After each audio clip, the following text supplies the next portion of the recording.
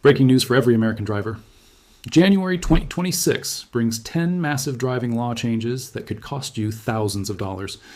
And most people have no idea they're coming. These aren't minor adjustments to existing rules. These are major enforcement changes that will affect how you drive, how much you pay in fines, and what happens if you break the rules.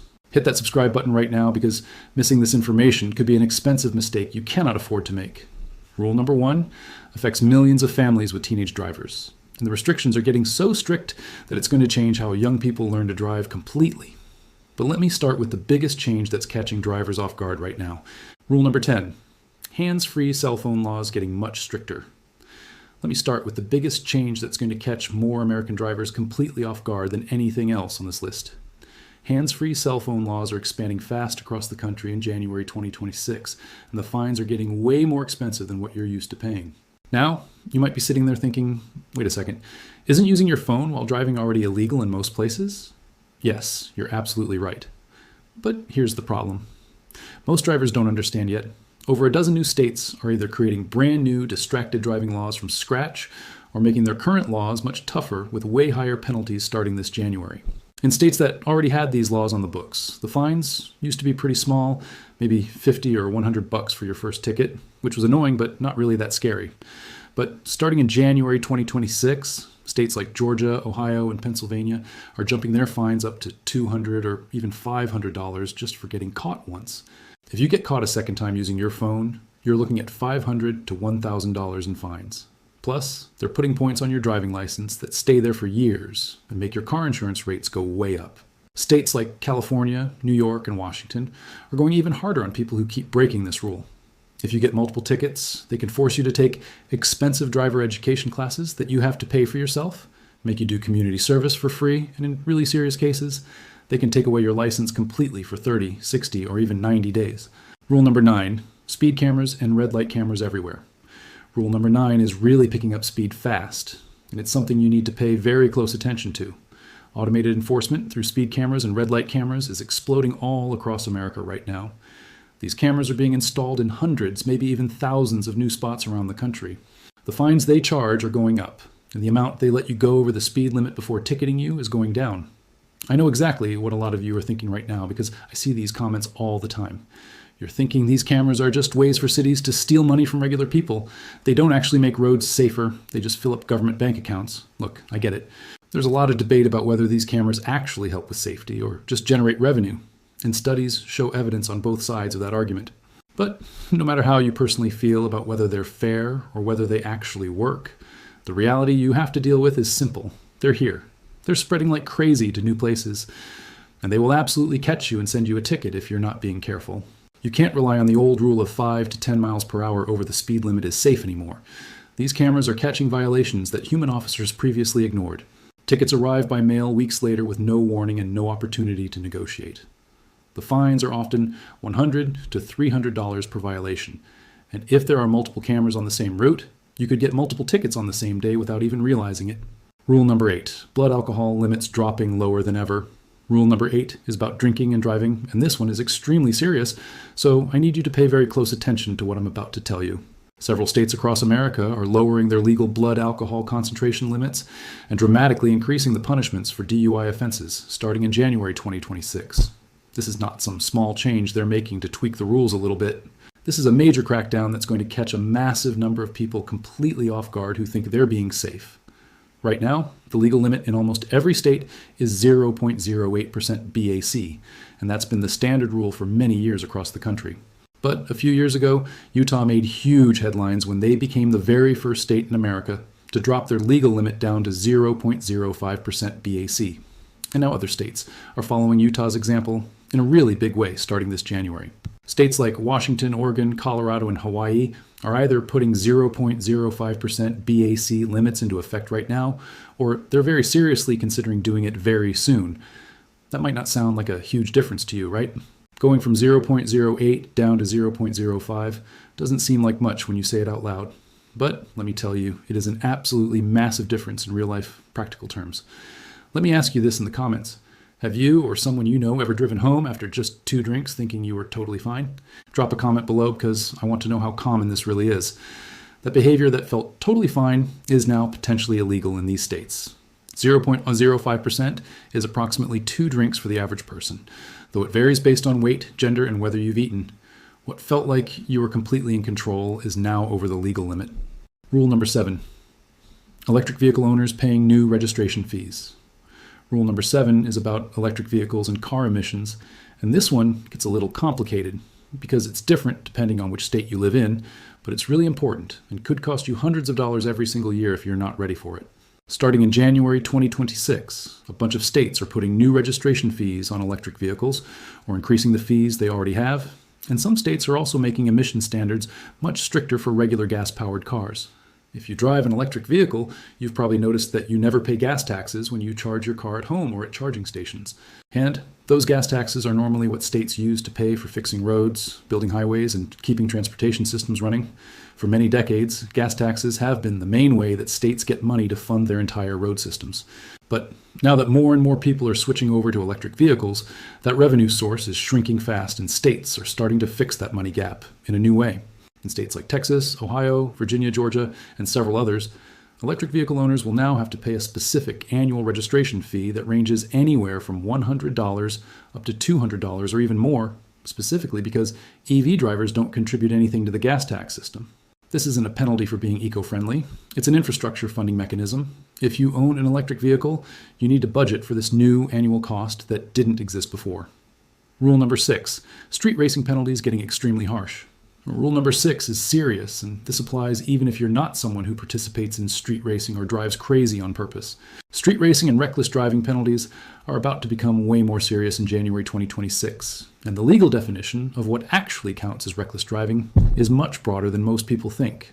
States are responding to a big increase in illegal street racing, dangerous driving behaviors, and high-profile car accidents caused by reckless drivers. So places like Florida, Nevada, Georgia, and California are putting in much harsher punishments. We're talking about thousands of dollars in fines, getting your vehicle taken away immediately, losing your driver's license, and even felony criminal charges for people who get caught multiple times. Here's what's changing in Florida specifically. If police catch you street racing or doing reckless driving, they can impound your vehicle right there on the spot for up to 30 days straight. You don't get to drive at home. You don't get to make other arrangements. It gets towed away immediately, and you have to pay towing fees, storage fees, and impound fees, which can easily add up to hundreds or even thousands of dollars depending on how long they keep your car. There's also a new element that's particularly controversial. Some states are going after spectators at street races.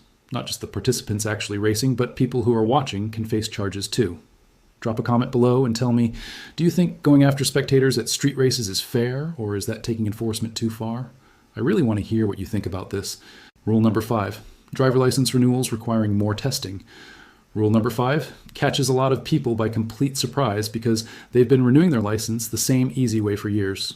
Driver license renewal requirements are getting stricter in several states starting in January 2026, and you might not be able to renew your license as easily or as quickly as you've done in the past. Several states are now requiring additional testing when you renew your license, especially for older drivers who are above a certain age. States like Illinois, California, Florida, and Pennsylvania are putting in or expanding requirements for vision tests, written knowledge tests, and in some cases, even actual road tests for drivers who are over a certain age, usually 70 or 75 years old. The reasoning behind this makes sense when you think about it. As people get older, their vision can get worse, their reaction times can slow down, and some drivers develop medical conditions that affect their ability to drive safely on the road. But for many older drivers who have been driving for 40, 50, or even 60 years without a single accident or problem, being told they need to take a road test just to renew their license feels really insulting and unfair to them.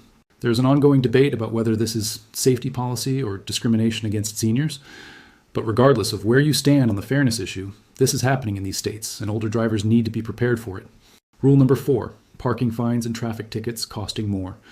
Rule number 4 might seem small compared to some of the other changes I've talked about, but it adds up really quickly and hits your wallet over and over again.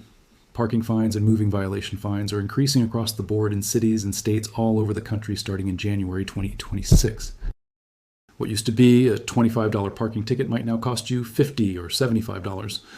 What used to be a $100 speeding ticket might now be $150 to $250, depending on how fast you are going over the limit.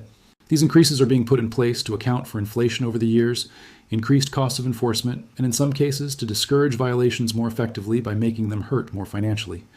The logic that cities are using is pretty simple. If fines are too low, people don't take them seriously and just pay them without changing their behavior. But if you make them higher, people are more likely to actually follow the rules to avoid paying.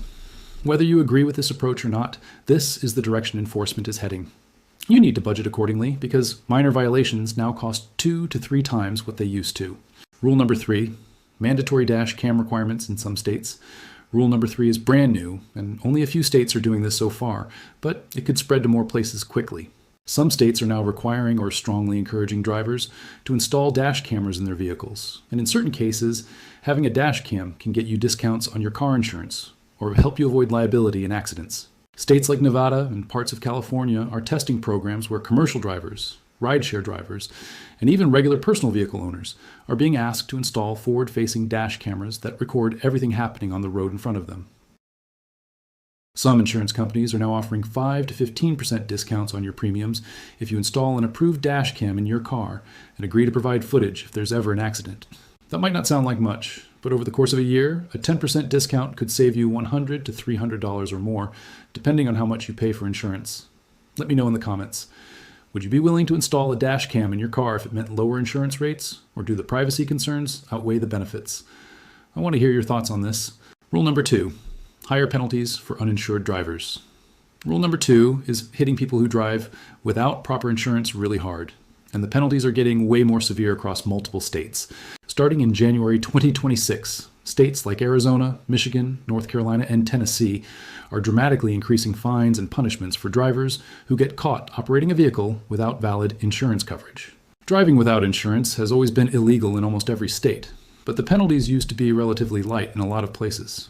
Maybe a couple $100 fine and a slap on the wrist for a first offense. That's changing fast. Now, if you get pulled over and can't prove you have active car insurance, you could be looking at fines starting at $500 and going up to $1,000 or more for a first offense.